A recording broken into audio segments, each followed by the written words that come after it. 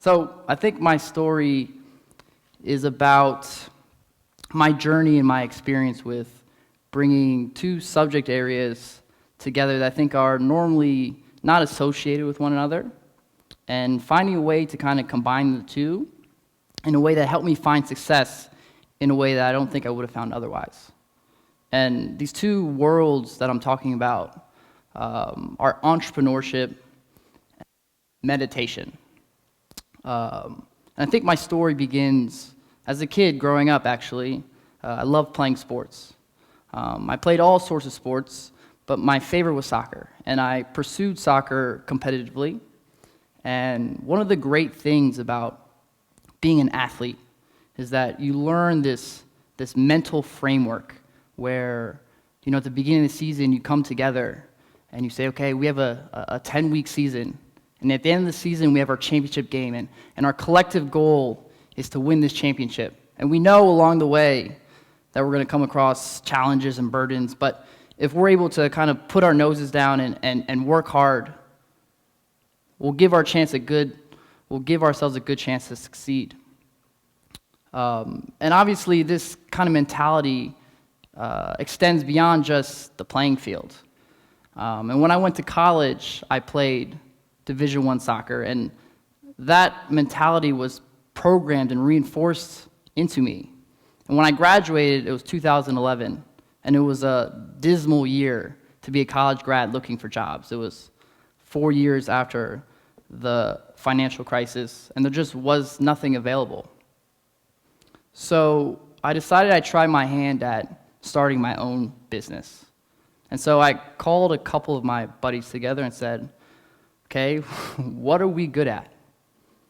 And we really only were able to come up with one collective answer, and that was soccer. So we decided we'd try to start a business around building soccer programs for kids and providing coaching services, high-end coaching services. And that was our business. And at the time, I was living in a 2-bedroom apartment with 5 roommates. And my bed was nestled nicely in the living room, and next to my bed was my computer, and that was our office space. It's a true story. And then as the business started to get going, what we found was that the framework that we had learned as student athletes applied perfectly to this venture of entrepreneurship, where we came together and we said, okay, here's where we are, here's where we're trying to get to, here's our goal, and we know along the way we're going to have challenges, but if we can put our heads together and continue to fight forward, we'll give ourselves a good chance to succeed.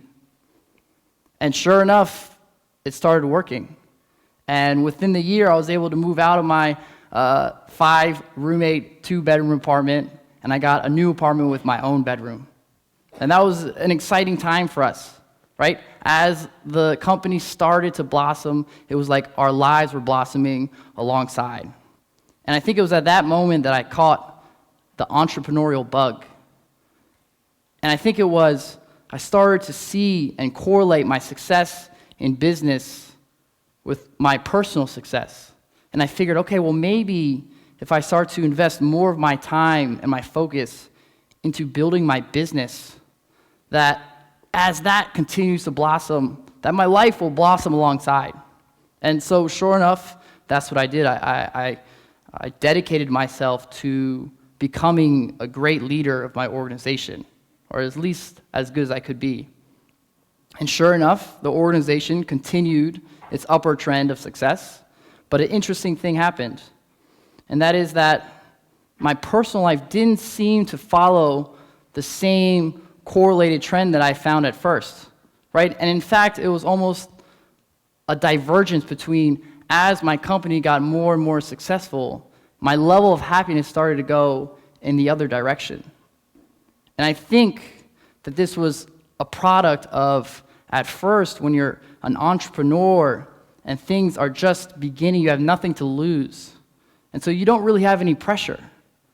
But then as the organization grows, and all of a sudden it's not just me and my friends, but it's me, my best friend, all of his friends, my sister, my family, and we're all depending upon the success of this organization. and I'm supposed to be at the top of this food chain, and all of a sudden the decisions that I make carry a lot more weight, right? And what I found was that as we were achieving these higher milestones, I wasn't really able to appreciate what was happening.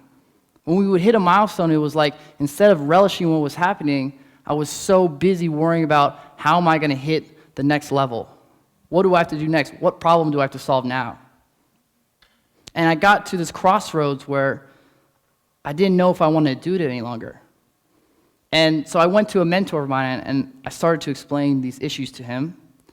And to be honest, it was a little bit difficult to talk about, because as a student athlete, as an athlete growing up, and then as an entrepreneur, you become trained in that framework I was referring to earlier, where it's you work hard, you put your head down, and you push yourself to achieve. And that's the key to life, right?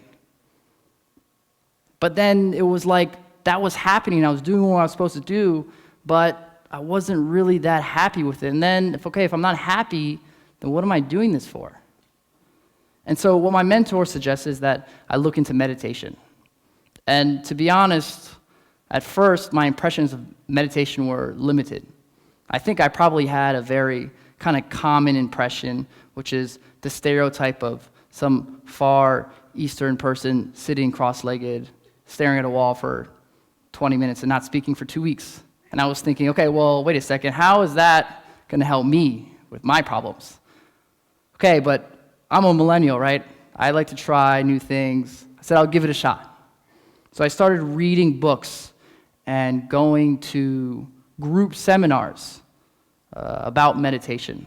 And one of the earliest things that I discovered was that meditation isn't really this fixed practice, right? If anything, it's more like this open field, maybe more akin to exercise, right? If I go to the gym to exercise and my roommate goes to the gym to exercise, we could be doing completely different things. And it's the same thing with meditation. If I'm sitting in my room and I'm trying to meditate and focus on developing a certain skill set that I have, and someone else is sitting in the same room with their eyes closed, they could be doing something totally different.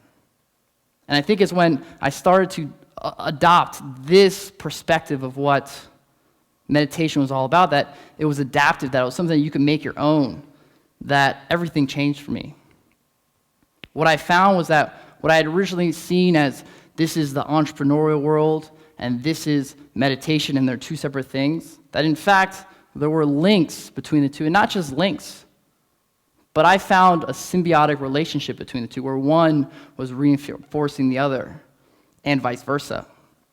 So I'll give you guys an example. As an entrepreneur, you develop this skill set of discipline, right? Putting your nose down, working hard. And when you first go to meditate, right, the first time I went to meditate, I sit down, I do what I'm supposed to, I close my eyes, I stare at the wall, and nothing happens. And I'm thinking, what am I doing? And what it takes to become good at meditation and to really get the fruits of that practice is you have to train yourself. And it's the same thing where this is where I want to get to in meditation, this is where I'm now. I'm not here now, but the only way I'm getting there is by working hard and pushing myself up. And so I started to adopt that approach to my meditation, and my skills started to evolve. And then as I got better at meditating, the skills I was working on in this world started to have an effect on my approach to entrepreneurship. And I want to highlight 3 ways that I think meditation helped me become a more effective entrepreneur. The first way is that meditation helps you develop a steady mentality. And I like to use the analogy of living life like an ocean. And at the top of the ocean, you have your waves on the surface, right? And then below, it's a bit more calm. And then imagine a spectrum that goes from the top of the ocean to the bottom. And there are those that find themselves at the top of the surface of the sea, and they live their day-to-day lives in volatility, going up and down as the waves kind of pass by. And then there are others where they'll pull themselves kind of towards the bottom of the sea, and they are aware that on top there's these crashing oceans, but they don't necessarily need to get caught up in the volatility, and they can live in a more steady environment. And I think what happens when you're an entrepreneur is that it's like turning the dial of life from 5 to 100. And then all of a sudden, every day seems way more dramatic. Every day there's bigger and more urgent things to deal with. And those 5 feet waves that the average person deals with, for an entrepreneur, it's like a 100-foot wave. And then on top of that, you compound that with the demands of modern life, right? Before I came out, I had to leave my phone backstage, because otherwise, over the course of this 15-minute talk, I'd probably get 10 to 15 messages or notifications, each one of them trying to grab my attention and build this sense of urgency of things that I should attend to, right? And then if you extrapolate that over the course of a day, right, I imagine that over the course of each day, I probably get over 1,000 messages just in my little phone. And I find my peers, we're all fighting this environment where we're being pulled in every direction. Learning how to manage this modern environment and being able to pull yourself out to steady your life, I think is a vital skill set. The second way that meditation helped me was meditation helps you develop perseverance. No matter what you're doing, if you're an entrepreneur or a doctor or whatever, you're going to face challenges, right? Inevitably. And if you ask any business person or entrepreneur, what is the number one quality that you need to be successful? Most people will tell you perseverance. And I think the conventional wisdom would say that perseverance is something that it's innate, right? You either have it or you don't. But modern day science is now telling us that perseverance is a trait that can be learned, that can be developed, that can be nourished. And the way they say that you can do this is by developing the capacity to look inwardly, right? To be able to kind of look at your thoughts and figure out, okay, how am I going to reprogram the way I think so that when I'm in the heat of the moment, I'm able to persevere through this. And ultimately, that is what meditation can do for you. The third way that meditation helped me, and for me, I think this was the game changer.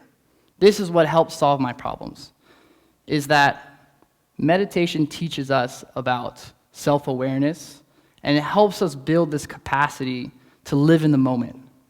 And I like using the example of life is a journey, it's not a destination, which at this point is so cliche, it's so overused. It's like a bumper sticker or like an Instagram hashtag. Everyone loves to live life like a journey. But the reality is it's different to actually be able to do that versus putting it on your Facebook account. I'll leave with one last story.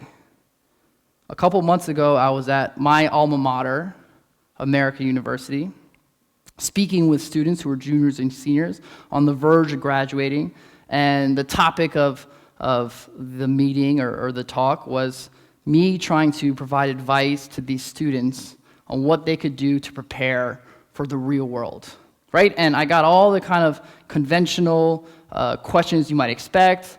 You know, what kinds of things should I put on my resume? What should I say when I'm at the interview?